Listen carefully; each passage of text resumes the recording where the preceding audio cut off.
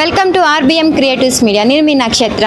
ఈరోజు మనం పవన్ కళ్యాణ్ గారు బహిరంగ సభ పెడతామని చెప్పని అనౌన్స్ చేశారు. మరి ఆయన బ్యాడ్ లక్ ఏమో తెలియదు కానీ గవర్నమెంట్ నుంచి అయితే పర్మిషన్ రాలేదు. మనతో పాటు ఈ విషయం మాట్లాడడానికి టీఆర్ఎస్ కార్యకర్త మనతో పాటు ఉన్నారు.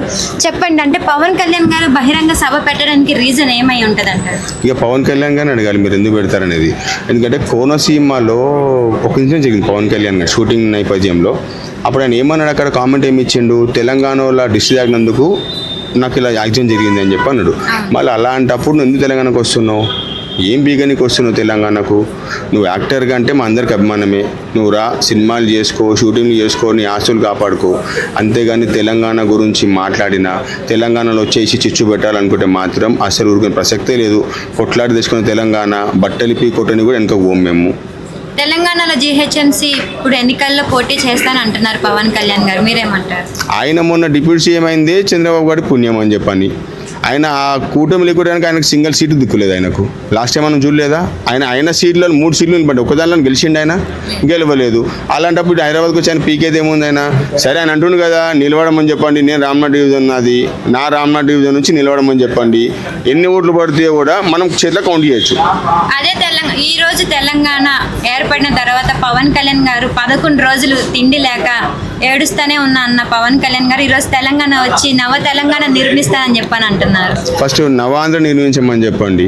ఇప్పుడు మా అక్కయ్య అన్నట్టుగా అలా సీఎం చేతుల కిందకి వచ్చే నీళ్ళను అవి రాకుండా కాపాడుకోమని చెప్పండి. అక్కడ హాస్పిటల్ కట్టమని చెప్పండి, అక్కడ స్కూళ్ళు కట్టమని చెప్పండి, అక్కడ విద్యను మళ్ళీ మెడికల్ని ఇమ్మని చెప్పండి సరిగా. అప్పుడు దాని తర్వాత హైదరాబాద్కి రామని చెప్పండి ఆయన్ని. సో అంటే వాళ్ళ ఆస్తులు కానీ మొత్తం ఉన్నది ఇక్కడే. ఇది కేవలం పవన్ కళ్యాణ్ గారు ఏదో స్టంట్ చేయాలని వస్తుంది ఇక్కడ హైదరాబాద్కి.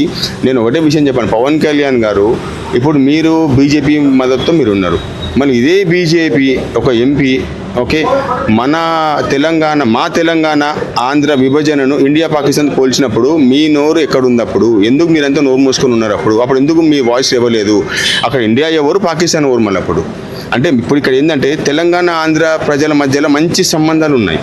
ఇప్పుడు నాకు చాలామంది ఫ్రెండ్స్ ఉన్నారు ఓకే, మేము బాబాయ్లు అనుకుంటాము, బావలు అనుకుంటాము, మామ అనుకుంటాము ఓకే. ఇక్కడ మా ప్రజల మధ్య ఎలాంటి విభేదాలు లేవు ఇక్కడ. కానీ ఈ రాజకీయ వీళ్ళైతే ఉన్నారు, వీళ్ళు కావాల్సుకొని చేసి చిచ్చు అంత ఇది తెలంగాణకు ఆంధ్ర మధ్యలో మళ్ళీ చిచ్చు పెట్టాలనుకుంటారు. దానికి కారణం ఏంటంటే ఇక్కడ ఒక దద్ద అయిన సీఎం ఉండడం వల్ల. అదే ఇక్కడ సీఎం గట్టిగా ఉండలే కనుక లేదా ఇవన్నీ జరగలేదు. ఇప్పుడు ఎన్టీఆర్ గారు విగ్రహం పెట్టిండ్రు. ఒక మాట చెప్తున్నా, ఎన్టీఆర్ గారు ఏం చేశారు? ఆయన మహానటుడు, నేను కాదనట్లేదు ఆయన ఓకే, దేశవ్యాప్తం చెందిన మహానటుడు ఆయన. ఆయనకు మాకంటే నిజంగా ఆయన అంటే మాకు చాలా గౌరవము. ఆయన ఎప్పటి నుంచి కాదు, ఆయనను రాముని వేషంలో చూసినా, వెంకటేశ్వర స్వామి వేషంలో చూసినా కూడా సాక్షాత్ దేవుడు నిలబడేమో అన్నట్టుగా ఆయన నటన ఉంటుండే. మేము దాన్ని వ్యతిరేకిస్తలేము. మళ్ళీ అదే మీకు అంత అభిమానం తెలంగాణ అన్నప్పుడు మా ప్రొఫెసర్ జయశంకర్ గారి విగ్రహాన్ని మీ ఆంధ్రలో పెట్టండి. మీరు అది పెట్టండి, మేము దీనికి ఒప్పుకుంటాము. మిమ్మల్ని మేము స్వగౌరవంగా మేమే ఆహ్వానిస్తాం. పవన్ కళ్యాణ్ గారు రండి అని రెడ్ కార్పెట్ వేసి, again I'm telling you, red carpet వేసి ఆయన మేమే వెల్కమ్ చెప్తాము. దానికి వాళ్ళు ముందుకు రారు. ఎందుకు రారండి దాని ముందుకు?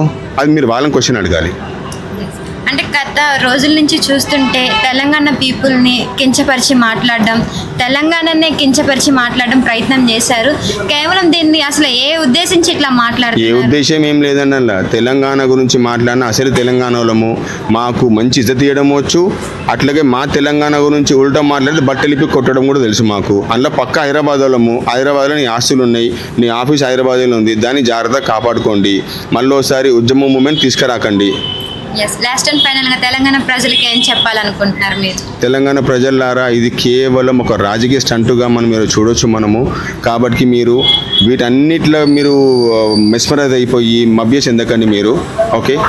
రావున్న రోజుల్లో మన కవిత గారు సీఎం ఖచ్చితంగా కాబోతున్నారు. అప్పుడు మీరు తల్లి పాలన ఎలా ఉంటుందో అప్పుడు మీ అందరూ చూడబోతున్నారు. ఎలాంటి తల్లి పాలన అంటే తల్లికి ఏం కావాలి? తన పిల్లలు మంచిగా ఉండడం కావాలి, ఆరోగ్యం ఉండడం కావాలి ఓకే. అది ఖచ్చితంగా తల్లి పాలన చూడబోతున్నాం మనము. జై తెలంగాణ, అందరికీ తెలంగాణ అభివృద్ధి దిన శుభాకాంక్షలు.